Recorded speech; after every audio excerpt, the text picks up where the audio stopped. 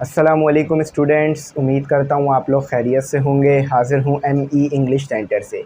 तो स्टूडेंट, आज जो है वो important question answers of physics यानी फ़िज़िक्स के इम्पॉर्टेंट क्वेश्चन आंसर्स शेयर करूँगा।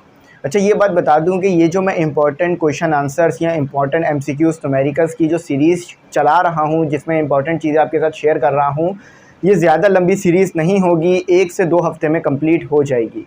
तो इस सीरीज़ के अंदर रोज़ आपको 8 बजे से लेके 10 बजे के दरमियान वीडियो रोज़ मिल जाया करेगी, जिसमें PDF भी हुआ करेगा डिस्क्रिप्शन में, तो आप लोग डाउनलोड कर लीजिएगा।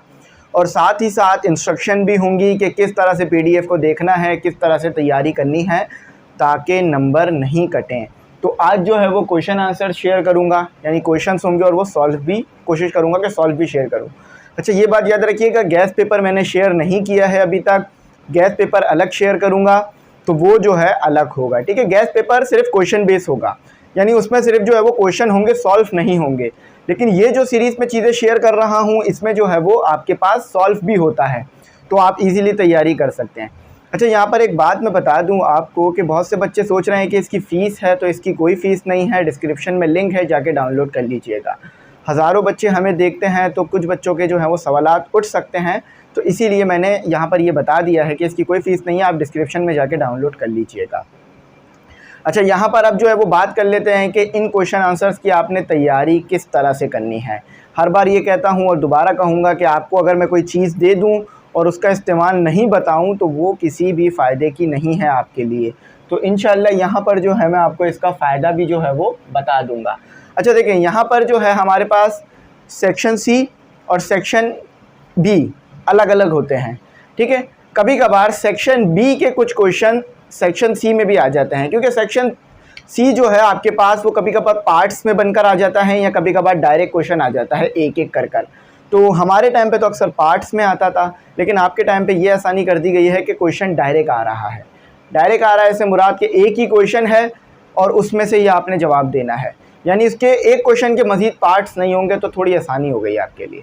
तो ये भी पॉसिबिलिटी है, इस चीज़ को जो है आप नज़रअंदाज नहीं कर सकते हैं कि सेक्शन बी के कुछ क्वेश्चन सेक्शन सी में ना आ जाए, या सेक्शन सी का कोई क्वेश्चन सेक्शन बी में ना आ जाए। आ सकता है, लेकिन अगर ऐसा हो जाए तो क्या करना है।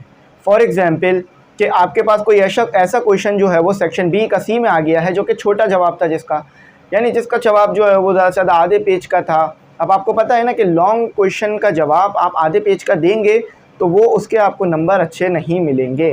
5 नंबर का सवाल था, यानी 5 नंबर का जवाब था, आपने आधे पेज का लिखा है, तो मुमकिन है कि आपको इसमें से 2.5 मिल जाए, 5 पूरे ना मिल पाए।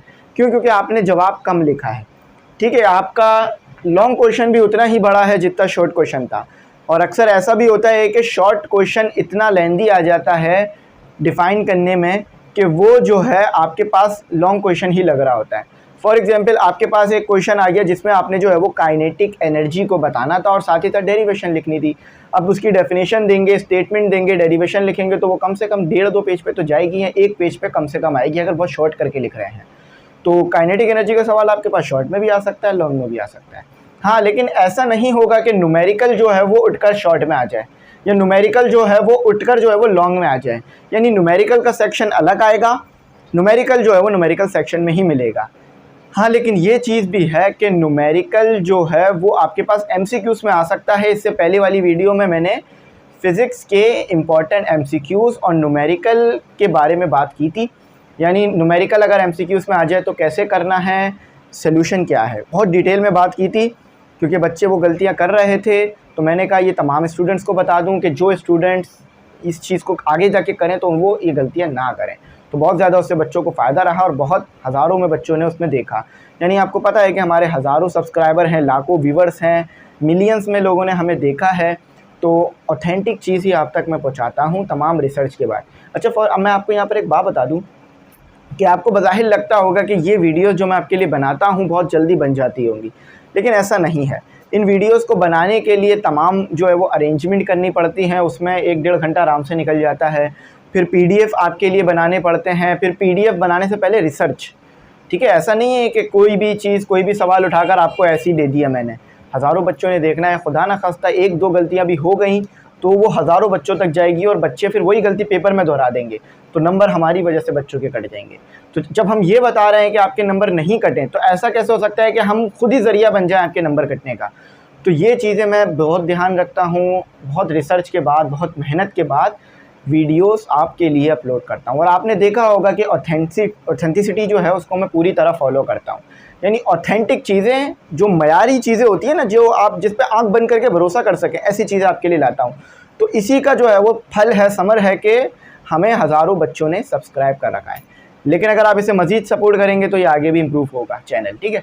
तो आप लोग शेयर करा करें, सब्सक्राइब करा करें, यही आपकी जो है हमारे लिए फ़ीस होती है।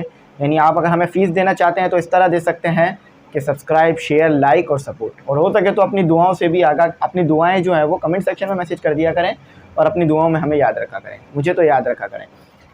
तो क्वेश्चन आंसर्स पे आ जाते हैं। मैंने आपको तरीका बता दिया कि किस तरह से पैटर्न रहेगा, कौन सा क्वेश्चन किधर आएगा, और अगर लॉन्ग क्वेश्चन शॉर्ट में आ जाए, शॉर्ट लॉन्ग में आ जाए तो क्या करना है। फॉर एग्जाम्पल यहाँ पर ये बात याद रखिएगा, बच्चे क्या करते हैं कि अक्सर जो है ना वो शॉर्ट क्वेश्चन आंसर्स का जो जवाब है वो काफ़ी लंबा लिखने की कोशिश करते हैं। तो जिससे क्या होता है कि वो ज़्यादातर टाइम शॉर्ट क्वेश्चन आंसर्स में लगा देते हैं। अगर शॉर्ट क्वेश्चन आंसर्स में डेफिनेशन आई है तो आपने सिर्फ डेफिनेशन लिखनी है, जानबूझ के एग्जाम्पल्स और डिफरेंसेस ना लिखें, ठीक है। अक्सर मैंने देखा है कि बच्चे से पूछी गई थी डेफिनेशन ऑफ वेलोसिटी, ठीक है, उसने क्या किया, डेफिनेशन तो वेलोसिटी की लिखी, उसके जो नंबर थे यानी 3 डेफिनेशन आई थी एक सवाल में, तो तीनों डेफिनेशन उसने लिख दी, बिल्कुल सही है, उसके आ गए नंबर पूरे 5 में से 5 उस सवाल के। लेकिन उसने क्या हरकत की कि उसने जो है वो मज़ीद और खोल के बयान करना शुरू कर दिया। मतलब वेलोसिटी का फार्मूला भी लिखना शुरू कर दिया, वेलोसिटी और एक्सेलरेशन के दरमियान फ़र्क बताना शुरू कर दिया, और जो है वो उसने लेंदी बना दिया उस क्वेश्चन को। तो अब उसको हम इसके इजाफी नंबर तो नहीं देंगे और ना ही कोई और एक्सटर्नल देगा। 5 नंबर के सवाल के, 5 नंबर का अगर सवाल है, जितना भी अच्छा जवाब लिख लें 5 ही नंबर जो है इसके आपके आएंगे, ठीक है। ऐसा कभी नहीं हो सकता कि 5 नंबर का सवाल है, आपने बहुत अच्छा बना के लिखा है, बहुत अच्छा करा है, तो हम इसके जो हैं वो 5.5 ही दे दें। 5.5 अगर ऐसा किया गया एग्जामिनर की तरफ से या हमारी तरफ से तो वो कट जाता है, क्योंकि नंबर ही 5 थे उस सवाल के, और आगे भी नंबर जो हैं वो आपको दे के आपके सवालों पे देने थे। आपको पेपर पूरा करवा कर नंबर देने हैं, ऐसा नहीं है कि 1-2 चीज़ें करवा के नंबर दे दिए जाएँ। तो ये बात याद रखिएगा, जितना पूछा जा रहा है उतना बताएं, ठीक है, आगे पीछे ना निकले, ठीक है। सवाल को देख लें कि पूछा क्या था मुझसे। अगर डिफरेंसेस पूछे हैं तो डिफरेंसेस लिखें, डेफिनेशंस पूछिए डेफिनेशंस लिखें।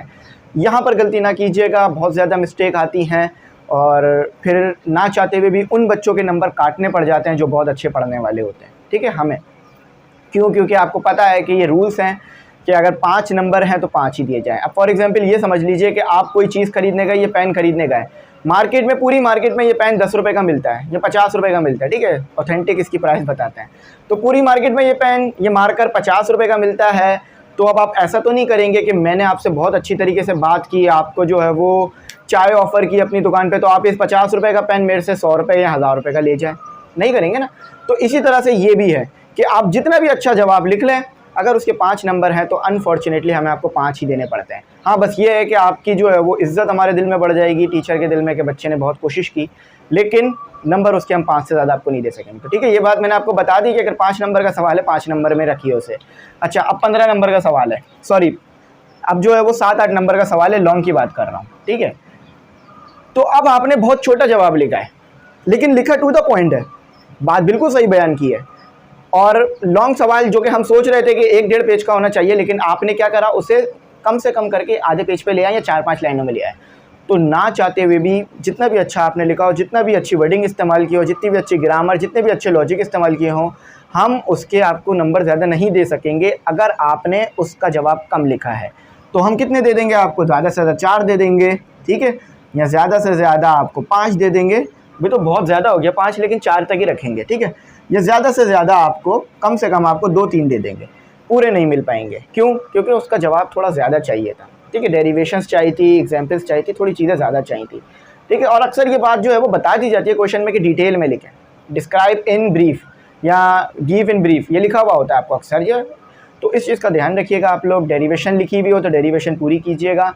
एक चीज़ यहाँ पर बच्चे क्या करते हैं कि डेरिवेशन शुरू करते हैं, बीच में जो है वो डेरिवेशन में गलती कर जाते हैं, माइनस प्लस की, और आंसर आ रहा होता है गलत, लेकिन फार्मूला तो याद होता है। तो वो क्या करते हैं, डायरेक्ट वो फार्मूला लिख डालते हैं कि फार्मूला तो सही लिख दिया ना, तो ये भी चीज़ एग्जामिनर को पता चल जाती है कि आप जब ये करते हैं, क्योंकि जब आप लिख रहे हैं ना, फॉर एग्जाम्पल हम पूरा नहीं भी चेक कर रहे हैं लेकिन हमें अंदाज़ा हो गया है कि कहाँ गलती आ रही है ज़्यादातर।